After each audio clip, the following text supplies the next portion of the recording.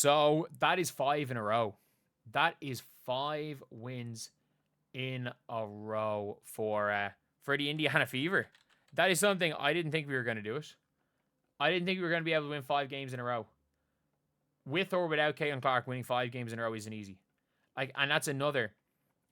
Up until last week, the Fever had not beaten a plus 500 team in the regular season since Nalissa Smith and Lexi Hull's rookie season.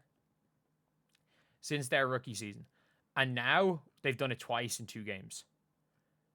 They absolutely are like they're now well and truly up there with the best of them. They're looking like they're going to get into that 4-5 matchup no matter what. Like if you look at the standings, they are 17 and 12. They're like a half a game back on the Phoenix Mercury. If the Phoenix Mercury somehow lose tonight, they go ahead of the Phoenix Mercury.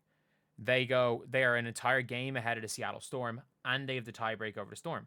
If they win one of the last two against Phoenix Mercury, they have the tiebreak over the Mercury. That is a massive thing, having those tiebreaks. Like, if you look at the Fever, I don't think they have a tiebreak on the Dream. If I'm not mistaken, they don't. Do the Fever have a tiebreak on the Dream? Because I don't know. How much did the Fever beat the Dream by? Because I know they lost by 20. I don't think they got the tiebreak on the Dream. Can someone in the chat let me know if they do? Because I know they lost by 1. So the Fever lost by 1, then won by 5. So they're plus 4. Then lost by 19. So they're minus 15. And then won by 17. Okay, no, they do. They do have the tiebreak on the Dream. And so the Fever have the tiebreak on the Dream. No matter what, they have it on the Storm. And all they need to do is win one of the two to get the tiebreak on the Mercury. So the Fever are in a really good spot, have in a league where everyone's kind of either beating or losing to everyone. They have the tiebreak. They can potentially get the tiebreak on every team around them. And if we're going to be honest, when it comes to the whole Mercury situation, like with Satu looking like she's pulling a Duana Bonner, I think anything can happen there. Absolutely anything can happen there. So, yeah, I think that is a big thing as well. And look, the Indiana Fever are in a really good spot. They're in a really, really, really good spot when it comes to, getting themselves into that 4-5 seed. And it doesn't really matter, in my opinion, which of the Lynx or the Liberty you play in the second round. Or in the second round. They're both incredible. It doesn't matter, in my opinion, which of these teams you play in the first round. The likelihood is that these 4 teams are going to be 3 through 6. Although, one of my weird bold predictions is that one of these 4 teams is going to fall to 7. Unlike you to dream, it could be the Mercury, it could be the Storm. That's my game theory, is that one of them is going to fall to 7. But like, whether or not we face the Storm or the Dream or the Mercury, they're all similar level teams. The only reason you want to make sure you're getting yourself into the 4th seed or the 3rd seed is because you want the home court. You want home court in the playoffs. You want to guarantee that the Indiana Fever get home court. And you want to guarantee, as well as getting home court, you want to guarantee that they get to play in front of their squad. Because that is an important thing. It is an important thing to play in front of your or not squad, in front of your crowd. Because the Indiana Fever crowd have not seen a playoff game in over a decade. So you want to be able to you want that to happen. And look, the fact is that the Indiana Fever are a game and a half off the 2 seed. With everything that's happened from this year, the fact that this team is a game and a half off the 2 seed is madness. It's madness, I tell you. Madness.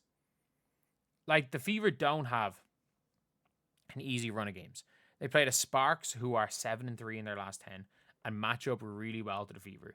Like, the Fever don't match up well to the Sparks. The Sparks have the size. The Sparks have the scoring. And the Sparks are figuring it out with Julie Alamont at the 1. The problem with the Sparks at the start of the year was they had 5 players that wanted to score on the floor at most times. Like, they were starting Odyssey Sims, they were playing Kelsey Plum, Rakia Jackson, Azare Stevens, and Diarca Hamby. All of those are score first players. And now they have got probably the best, for lack of a better way to describe it, safe pair of hands point guard in Julie Alamont. She just wants to pass the ball to other players, and she'll only shoot when she's wide open. They've got a backup point guard who fits better in Julie Vanloo. They have a bit of grit in Emma Cannon. Ray Burrell starting to pick it up, and let's not also forget they've got Cameron Brink, who when the Sparks beat the Storm were in complete control. Then Cameron Brink by herself took over the game on both ends of the floor. So I don't know how many minutes she's going to play, but it's going to be, she's going to foul out even if she plays 15 minutes, but it's going to be impactful. But like, if the Fever can somehow come out of this road spell, if they come out of this road stand and they go and win 2 more in a row, if they get to 7, they then go and face the Sky. There's no way they lose to the Ariel Atkins-less Sky. And there's no way they lose to the Wings, who are tanking. Like, it's a situation where we could see the Fever potentially on a 10-game streak. And then maybe bring Caitlin Clark back, which might, ironically, for 2 or 3 games, might negatively affect them in their regular season play, trying to figure it out, which is why I think they might be trying to get Caitlin Clark back for that Chicago Sky game, so that they can try to integrate Caitlin Clark a little bit in that game when it doesn't really matter if they win or lose. But all around, like, the Fever are absolutely becoming one of the better teams in the WNBA, and I'm actually shocked. I am shocked that the Indiana Fever are now in that upper echelon. Like, I thought before this 5-game win streak, a win streak that started with a win against the Aces, I had said if they go 2-3 in these 5 games, it will be a success. I said if they went 2-3, it would be a success. That is what I said coming into this. And I called the Fever to win this game. I did not think the Storm were going to win. I predicted the Fever to win this from before the game, so I got a prediction correct. But right now, the Fever are rolling. The Fever are rolling so much that the curse of Mick Talks Hoops doesn't even matter anymore. So, yeah, I just got to say, the Indiana Fever are going to be dangerous. And the thing is, they're winning gritty. They're not running. They're not running particularly fast. They're not running exceptionally fast. They're not, like, out here killing it from the 3-point line. There's a whole bunch of things. That they're not doing at an incredibly high rate right now.